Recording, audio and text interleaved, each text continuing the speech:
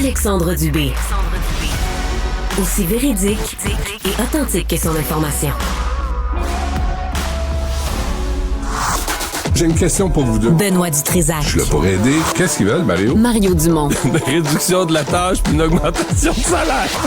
Ben, c'est cave. C'est des crapules. C'est cave, dire ça. Ils ont tellement tout. Non, ils ont déjà eu plus. La rencontre Dutrisac-Dumont. Fais un petit effort. Ah, j'ai le Canadien errant. Va vous dire bien franchement, là, j'y croyais. Ah oui, j'y croyais. Ben non, j'y croyais pas. On est en reconstruction, faut être patient. Mais quand même, ça frappe, hein, parce qu'après la défaite de 7-4 contre le Lightning de Tampa Bay, on est officiellement, Benoît, exclu des séries. Mais on dirait que, je sais pas, c'est quand la dernière fois tu as regardé un match du Canadien au complet? Ben là, au complet, je peux pas parce que je me couche à 8 heures. Ouais, non, tu te lèves à 2 heures du matin. J'ai pas de bonne référence, mais je les commence tous. Mais moi, à un moment donné, je le regardais, tu sais. Écoute, puis hier, j'ai lu ce matin Dans qu'il le temps de Guy Lafleur ou plus récemment, là? Tu vas pas me raconter des vieilles anecdotes? Dans le temps de Michel Therrien, là. Genre 2017, récemment, là. Oh, oui. Mais on dirait qu'on ne se préoccupe plus du Canadien de Montréal. Ce que ça signifie pour Montréal, d'abord, cette équipe légendaire qui est devenue une équipe de jambons ordinaires, de mercenaires qui viennent prendre l'argent puis qui s'en vont chez eux après. Et ça, là, le Canadien a perdu son identité, a perdu son âme. Je crois pas à l'âme, mais là, dans ce cas-là, oui. Tous les changements auxquels on a assisté, puis je vous réfère à un texte de Félix Séguin, pas celui qui suit les crapules, là, celui qui suit les jambons au hockey. OK, les deux Félix Séguin, celui qui suit les crapules puis celui qui suit les jambons. Les jambons, c'est ça. Faut faire la distinction. Tu dans le dictionnaire, sont-ils identifiés de même? Oui, dans leur biographie. Dans le mien, en tout cas. Oui, c'est comme ça. Mais il a écrit un texte, puis il se pose des questions à quel point on est tolérant envers le Canadien, puis ça a jamais été comme ça dans toute l'histoire. On a souvent perdu patience. Il parle de Michel Therrien, il parle de Dominique Ducharme, les anciens entraîneurs en chef, et il m'a rappelé que Michel Therrien s'est fait congédier en 2017 alors que son équipe occupait le premier rang de la division. Et Dominique Ducharme a perdu son emploi quelques mois après avoir mené le Canadien à sa première finale de la Coupe Stanley en 28 ans. Là, tu dis, les entraîneurs qui ont obtenu des résultats, parce que là, c'était monsieur Douchebag, là, qui était directeur général, les autres sont fait à mettre à la porte. Puis Martin Saint-Louis, qui a aucune expérience en hockey, à peu près, tu sais, à part de jouer, puis un athlète phénoménal, mais comme entraîneur, zéro, comme entraîneur de hockey. Là, on attend, puis on est patient, puis il y a des restaurants, puis il y a tout un tourisme là, qui subit les conséquences des performances de jambon du Canadien de Montréal. C'est au-delà du hockey.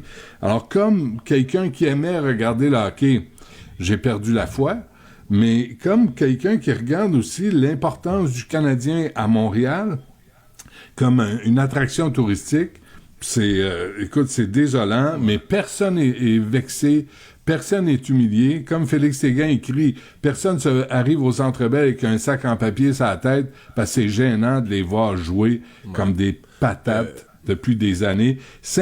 Juste dire, l'équipe va rater les séries, selon Félix Séguin, pour la 5e fois en 7 ans. Puis là-dedans, il y a une année, c'est le calendrier de 2021 là, qui avait été écourté. Fait que ça, écoute, c'est gênant. Non, mais Benoît, t'as pas à me convaincre qu'il y a une culture de médiocrité autour de Jeff Molson, de l'équipe, une culture de médiocrité. Juste le fait, tu sais, cette semaine, Nick Suzuki a atteint le cap des 70 points. C'est beaucoup, puis c'est pas beaucoup. C'est pas tant que ça, 70 points dans la Ligue nationale, mais c'est correct. Dans une mauvaise équipe, c'est sûr que c'est plus dur de faire des points, là. Mais, il est le 6e joueur. Depuis la Coupe de 93, il est comme le 6e joueur qui atteint ce cap-là. Ça n'a pas de bon sens, là. C'est des années et des années où t'as pas dans l'équipe un joueur. Quand t'as pas 70 points, c'est-à-dire que le Canadien a pas un marqueur. Mettons, tu fais les meilleurs marqueurs de la Ligue, là. Tu te rends au 50e, au 60e, au 70e, t'as toujours pas vu un joueur du Canadien apparaître dans la liste. Mais il y a quand même un peu, quand tu parles qui s'en foutent là, du chandail, c'est peut-être mon espoir. Moi, je considère... Slavkovski, il s'en fout pas. Là. Pour vrai, là, il y a 20 ans, il a haï ça perdre, c'est maladif. C'est une des belles histoires cette année. Ah oui, non, puis il a haï ça perdre en tabarouette, là, tu sais, je veux dire, il fait tout... Suzuki, quand même. On a quelques espoirs. Goulet, dans la jeune génération, il y en a, on a l'impression qu'on est peut-être en train de recréer une culture de mettre un chandail qui veut dire quelque chose, puis que des gens qui ont un intérêt pour l'équipe qu'on n'a pas eu, mais tu sais, l'histoire récente du Canadien, là, tu sais, on les appelle les glorieux, puis tout ça, là, c'est de l'histoire qui devient ancienne, pas à peu près. Et récemment, où sont les Québécois? C'était cœur, pas de vedette, pas... Où sont les Québécois avec le Canadien de Montréal? C'est pour ça, RHP, quand Éric Girard David Savard, il y en a. Oh, il y en a toujours il y en a deux. plus que jamais. Il y a un point qu'il n'y en avait plus un, puis il y en a au moins 4-5. Ah oui, fait qu'on compare à pire, puis dire, mon Dieu, c'est pas si pire. Moi, quand je vois Éric Girard aller supplier Batman d'avoir une équipe à Québec, sincèrement, moi, je souhaite tellement avoir une équipe à Québec, tellement là pour faire la compétition comme à l'époque des Nordiques avec ce Canadien de Montréal qui est médiocre, qui est patate, qui est jambon et qui se gêne pas pour 40 piastres de stationnement, puis la bière qui est trop chère. Faut que tu mettes la main dans tes poches. Hey, écoute, pour un spectacle aussi mauvais, c'est gênant. Puis tous les restaurants autour... Cette année, le spectacle n'est pas toujours mauvais. C'est pas vrai quand même. Parce qu'ils ont un trio. C'est pas une équipe de hockey. Là. Ils ont un trio. Mario, ils sont 26e, sacramouille. Tu sais... Oui, mais je le regarde. Là. Je peux dire, l'année passée et l'année d'avant, des spectacles mauvais. Là, des soirs que le Canadien finissait avec 18 lancés. Cette année, c'est rare qu'ils n'ont pas de chance de marquer. Des fois, ils frappent le poteau.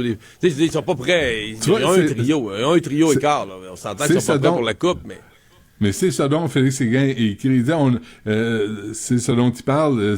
On est vraiment tolérant. On essaye de trouver les bons côtés. Ouais. On les applaudit, on les encourage, on veut pas les abandonner. Sauf que sur la glace, on nous offre pas ce qu'on mérite ici à Montréal. Selon la réputation du Canadien de Montréal. Ça, c'est vrai. Mais là, on a pris un vrai virage reconstruction, puis on l'a dit. Là. On n'a pas juste patché. Ces dernières années, on a patché. Là, Mais ce qui est hilarant, Alexandre, ce qui est hilarant, c'est que le Canadien, à un moment donné, j'ai réalisé, tu sais, tous les soirs, je parle sport avec Jean-François Barry, puis en début de saison, à un moment donné, on réalise que le Canadien, médiocre, vraiment faible, en reconstruction, plein de jeunes joueurs, le Canadien faisait partie des équipes de la Ligue, là, qui étaient là, serré avec son plafond salarial. Donc, tu sais, d'habitude, quand les équipes qui jouent sur le plafond salarial, c'est parce qu'ils sont sur le bord de la coupe, là, ils visent les plus grands honneurs. Tu sais, quand t'es en reconstruction, normalement, t'as de la marge en bas du plafond. Mais pourquoi? Parce qu'on paye encore des contrats. Carey Price, Weber, on donne 6,5 millions à Gallagher qui fournit un bel effort, mais qui n'est plus un joueur d'élite de la Ligue. On donne des millions à plein de joueurs qui sont soit plus là, soit plus bons. Mais les contrats avec lesquels le Canadien était pogné au départ de Marc Bergevin, c'est pas croyable. C'est pas passable. De telle sorte que tu as une équipe absolument mauvaise, pas du tout compétitive, mais que les gens qui l'administrent sont obligés de jouer à pièce près sur le cap salarial. On va rester dans les gros sous. Ceux et celles qui espéraient peut-être une baisse du prix des maisons vont avaler leur café de travers parce que la Société canadienne d'hypothèques et de logement, Mario, prévoit même des nouveaux sommets pour 2026. Mais là, est-ce que toutes les annonces de M. Trudeau, là, dans son striptease prébudgétaire, est-ce que ça va régler notre problème de logement, d'accessibilité à la propriété au Canada? Ouais. Vous connaissez un peu ma philosophie politique, là, tu sais, qu'à un moment donné, il y a l'économie. Oui, les gouvernements peuvent agir, mais il y a d'abord et avant tout l'économie de marché, la réalité économique. Puis il me semble qu'on le sent brutalement dans cette étude, parce que tu dis, t'as Justin Trudeau qui se débat comme un diable dans l'eau bénite, là, tu sais, à faire des annonces en matière de logement. Tout à coup, t'as la réalité du marché, là. Il manque de logement, ton pays en construit pas, les règles économiques de ton pays sont mal en point. Et ben voilà. Quand il y a une pénurie massive. Quand il y a une pénurie, arrive quoi? Les prix augmentent. Là, les prix vont augmenter de 27 % selon la SCHL. Les prix partaient comme base des loyers actuels que les gens trouvent déjà très, très chers. Ils vont augmenter de 27 % dans les trois prochaines années. Pourquoi? C'est pas sorcier, là. C'est la loi de l'offre et de la demande. C'est une loi de base de la vie. Tu auras beaucoup de demandes parce qu'il va continuer à avoir une immigration massive, une augmentation de population phénoménale. Et tu construis pas. Fait que, qu'est-ce que tu veux? Les logements vont être de plus en plus rares. Tu auras beau mettre des règles gouvernementales de toutes sortes. Je veux dire, la loi de l'offre et de la demande, c'est plus fort que les gouvernements. Là.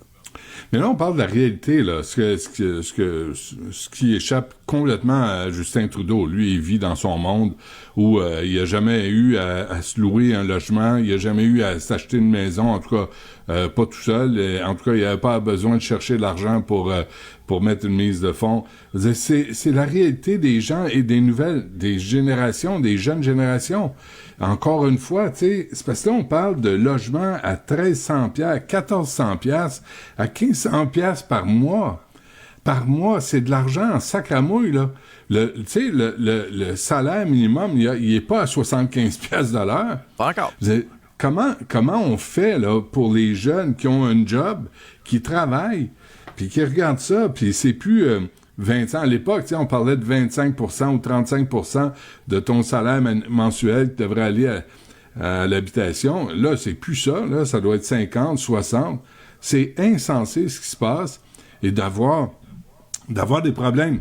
Juste hier, je voulais en parler, là, mais l'immeuble d'Adjovani qui est placardé, là ça fait des mois qu'on attend pour construire 178 logements parce qu'il y a une femme qui veut pas quitter son taudis, à qui on offre 20 000 je comprends qu'après, elle regarde ça et elle dit, oui, mais après, je suis pogné avec des logements à 1000 puis à 1200 piastres. Alors, je comprends cette femme-là, tu sais, qui s'accroche à son logement, mais en même temps, pour elle, on attend des mois et des mois. Là, on vient d'avoir le permis de construction de démolition et ça va faire du bien, ça va nettoyer un peu la place. Mais cette femme-là, elle est prise avec des logements inabordables. Puis en même temps, on attend après elle pour construire 178 logements. Mais ils vont être à quel prix, ces logements-là? Est-ce que ça va être abordable? T'sais? Puis aujourd'hui, le mot abordable, ça veut dire quoi? Ça nous prend une nouvelle définition. Mais Francis Gosselin, qui fait l'économie avec moi à Cube l'après-midi, parlait de l'espèce de pouvoir, le droit de préemption de la ville. Tu sais, quand un building vient à vendre, la ville saute dessus, là, puis avant qu'il soit sur le marché, l'accroche au passage. D'ailleurs, c'est ce que Justin Trudeau voulait encourager hier pour éviter les hausses. Mais la ville, semble-t-il, de Montréal l'a utilisé dans une quarantaine de cas, plus d'une quarantaine de cas. Donc, faire l'acquisition, là, tu sais, sauter dessus pour faire l'acquisition d'un bâtiment. Et dans la plupart des cas, savez-vous ce qui est arrivé? Ils n'ont rien fait. Ils n'ont rien fait. Ils n'ont rien fait avec. On a le bâtiment sur les bras. Là, tu l'as dans les actifs. Tu vas dans les rapports financiers de la ville, il est dans la liste des actifs.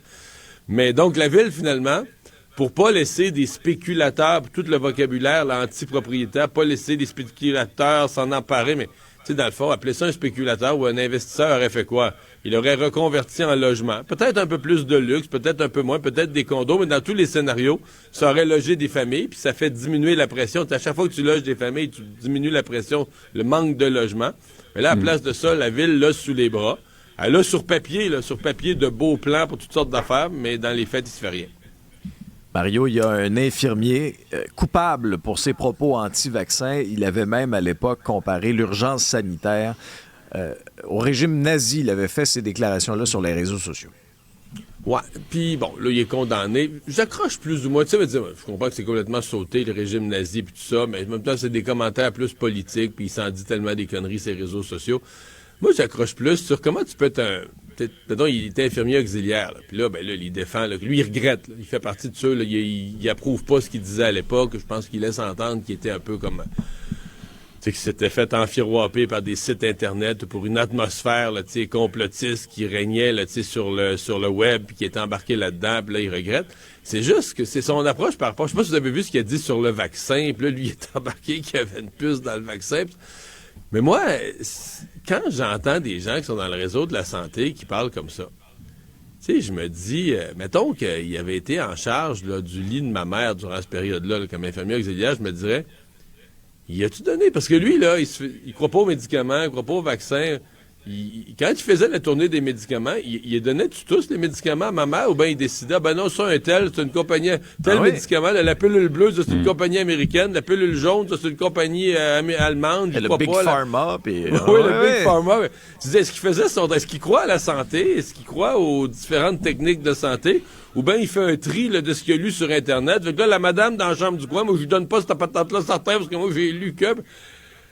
Tu sais, à partir du moment où des gens qui travaillent dans la santé commencent eux-mêmes à jouer là-dedans, puis à s'auto-proclamer chercheurs doctorants de haut niveau de ce qui est bon et de ce qui est pas bon, c'est ce bout-là moi, qui m'inquiète. Mais souvenez-vous du débat là, des infirmières qui voulaient pas être vaccinées. Puis là, tu sais, c'est l'exemple, là, oui. Là, tu dis, voyons, mais moi, oui, Mario, Alexandre, moi, ce qui me choque aussi là-dedans, c'est qu'il faut être insignifiant, faut être ignorant, rare, pour parler du régime nazi. Faut pas savoir ce que Joseph Mengele a fait comme expérience sur les prisonniers de guerre, sur les Juifs, là, sur les Gitans, C'était écœurant, les expériences qu'on a fait sur ces gens-là. Écœurant. Je veux dire, je veux même pas en parler parce que c'est trop tôt le matin, mais c'était des expériences horribles, cruelles, barbares. Et de juste faire le lien entre une campagne de vaccination pour éviter qu'un virus se propage et de dire, ça me fait penser au régime nazi.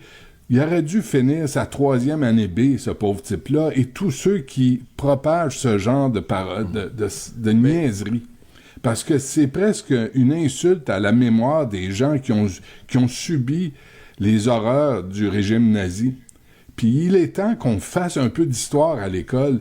Allez voir ça, ce qu'on a fait aux prisonniers en la Deuxième Guerre mondiale sous le régime nazi. Plus jamais de votre vie, vous allez faire des liens entre ce qu'on propose, des régimes démocratiques pour la santé publique et l'horreur que ces gens-là ont subie. Jamais. Mais Benoît, on sous-estime quand même les gens là, qui sont vraiment profondément anti-vaccins. Puis je parle pas de ceux qui ont manipulé ça pour avoir des clics et faire de l'argent. Là. Je parle de ceux qui y ont cru ou qui y croient. Ouais. Moi, hier, écoute, ils passent pas une journée, soit dit en passant, pour se mettre dans la tête de ces gens-là, il faut penser, tu sais, nous, là, je veux dire, mettons, dans les derniers mois, là, on retourne au restaurant, puis on vit normalement, puis on est vacciné, je sais pas, 2, 3, 4, 5 doses, puis on s'occupe pas de ça. Il y a des gens qui, aujourd'hui, là, avril 2024, tu vas sur leurs réseaux sociaux, écoutez-moi, là, il n'y a rien d'autre. Pas le Canadien qui est pas dans les séries, il n'y a rien d'autre que du vaccin. Je niaise pas. Assuré que c'est terrible, on voit ça. Tous les jours. Donc, des gens qui, en avril 2024, depuis 2020 et 2021, là, ne parlent depuis 3 ans. Et là, quand je dis qu'ils en parlent, vous savez ce qui se dit, là? D'abord, ils parlent de milliers de morts. Il y a des morts partout. Eux autres, ils en entendent parler. Les médias ne le disent pas, mais des morts qui sont cachés. Et chaque mort récente est reliée. Oui, il y aurait des camps au Québec présentement, parce que là, il y a des malades de la COVID, mais ça, c'est caché. Fait que dans le Bas-Saint-Laurent, au Lac-Saint-Jean, il y aurait des camps où on cache des tas de monde. Mais là, leur famille, eux autres, là, leur famille, ils se plaint pas, puis leur famille, ils appellent pas à la radio ou à TVA pour dire « Hey, moi, mon beau-frère est disparu. » Non. Le gouvernement cache du monde. Mais ils vivent là-dedans. Vous allez dire, c'est une petite tranche de la population. Mais ils vivent là-dedans, là, tout le temps. Ils n'ont plus aucun contact avec la réalité. Ils les ont totalement dans un monde parallèle. Puis quand tu lis leurs affaires, tu te dis, OK, ils ont pas l'air des manipulateurs des autres. Ils ont l'air sincères. Ils ont l'air à penser que c'est vraiment ça la vie. C'est vraiment ça la... Tu sais, ça fait peur un peu en même temps, mais tu te mets dans leur psychologie. Tu dis, OK, mettons que moi, là, je pensais rien qu'à ça, le vaccin, depuis 2020. Depuis, mettons, janvier 2021. C'était mon seul et unique sujet de lecture de... Sans joke, là, je serais fêlé total. Là. Je veux dire, tu perds toute forme de santé. Assure-toi, Mario, tes 2 amis vont intervenir si jamais ça arrive. Oui, non, mais ça fait Benoît et moi, on va être là pour toi. Mais il y a aussi... Il faut dire qu'il y a un fond de critique envers le Big Pharma qui est légitime. Tu sais, c'est pas une industrie qui est angélique, là. Mais de là en faire une obsession, puis à avoir des complots pour exterminer ou mettre des puces dans le... Sincèrement, je pense que c'est un échec du système scolaire au Québec. Oui. Quand t'es rendu à ce niveau-là, à croire en des rumeurs, puis tu peux pas raisonner, tu sais, avec des gens qui sont crinqués là-dedans. Alors, tu sais, on les a échappés, là, à la petite école, puis au secondaire, puis au cégep, on les a échappés. Tu sais, l'analyse minimalement scientifique de la réalité, là, pas de science-fiction, mais de la réalité, on repasse. Moi, Benoît, sur le système scolaire, là, pendant la pandémie, j'ai basculé quand je me suis rendu compte, là, par les commentaires qu'on faisait. la quantité de gens qui savent pas ce que c'est qu'une maladie contagieuse, qui font pas la différence, qui nous disent « Ah, mais là, la COVID, c'est pas pire que le cancer. » C'est pas que c'est pire ou moins... Non, mais ouais, c'est incroyable. Moi, j'ai pris conscience de dire que notre pas contagieux? Hein? Oui, c'est ça. Non, mais tu dis, OK, l'éducation, mettons, la bio de secondaire 3. Là, oui, c'est pas médecine, là, c'est de base. C'est un cours de base, mais ouais, pas tout le monde l'a passé, tu sais. C'est vraiment, là, beaucoup de gens, on est surpris de la quantité de gens qui ont aucune forme de base de connaissance, de rien. Là. Juste les règles d'hygiène de base, là. Quand t'es obligé de rappeler aux gens de se laver les mains. Parce que... Après, hein? Ah, écoute, oui, ben, tu peux même avant, Benoît, si tu veux. Avant et après. Hey, parlant de toilettes, as-tu essayé les toilettes auto-nettoyantes à Montréal? Ah, je suis trop dédaigneux pour ça. Mais ça fait longtemps, tu sais, l'année passée, quand on niaisait, là, les arbustes qui allaient assurer une certaine sécurité, puis le mini-pot devant le parc Émilie-Gamelin, encore là, il y a des gens qui nous croyaient pas. Il a fallu envoyer des photos. Mais des toilettes, je veux dire, des toilettes auto-nettoyantes. Mais c'était bon, ça. Pourquoi ça marche pas? Il y en a 5. Ben, c'est bon si ça marche. Hors service. Oui, mais pourquoi ça marche pas? Ça marche jamais. Ben, ça marche dans d'autres villes du monde. Les gens sont cochons à Montréal, là, on va le dire, puis on le maintient.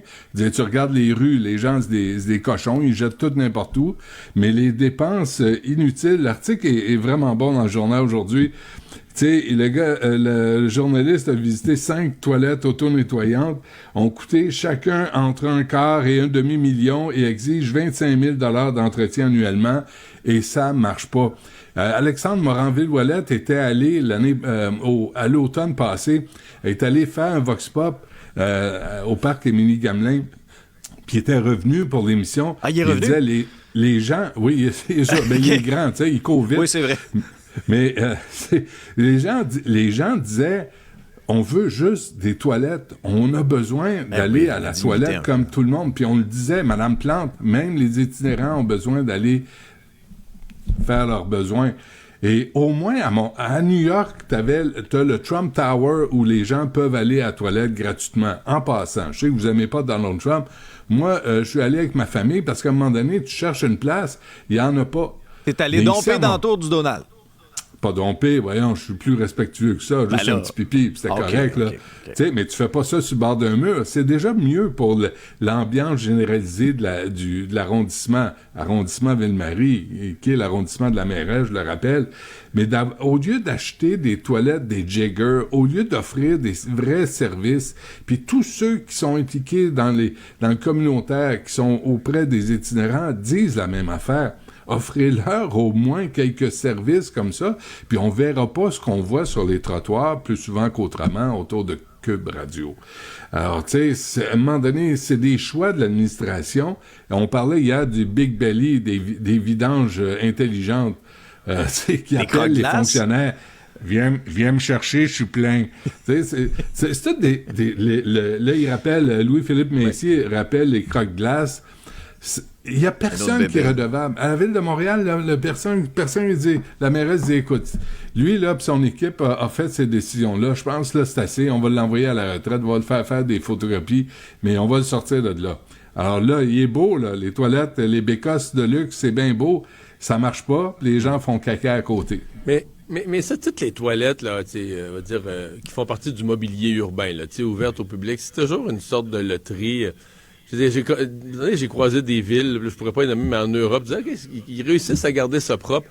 Mais j'étais il y a quelques mois à Chicago, puis tu sais, dans le parc magnifique, le parc de Millennium, là, ils ont ça, des toilettes, puis je veux dire, c'est sûr, moi je suis un gars, je suis allé, là, tu sais, mais je veux dire, tu pourrais vomir, là. Tu peux pas.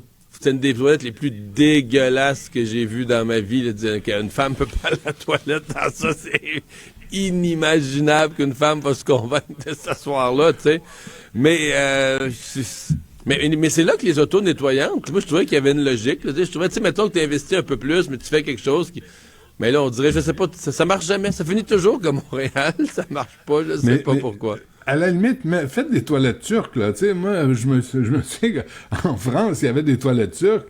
C'est pas agréable, mais c'est toujours bien mieux ça. que... Non, mais c'est parce que c'est auto-nettoyant. Le Donald, as-tu des toilettes turques? T'as pas... Hein? Le Donald, as-tu des toilettes turques? Ben là, le Donald c'est a des des toilettes toilettes. en or, j'espère, là. C'est des toilettes civilisées, tu sauras, Parfait. avec des cabines, OK? Puis les gens rentrent là, puis en mettent pas partout. Parce que le Donald, on a du respect pour lui. Ça, c'est bien ça. Benoît Mario, merci à vous deux. Bonne fin de semaine. Allez.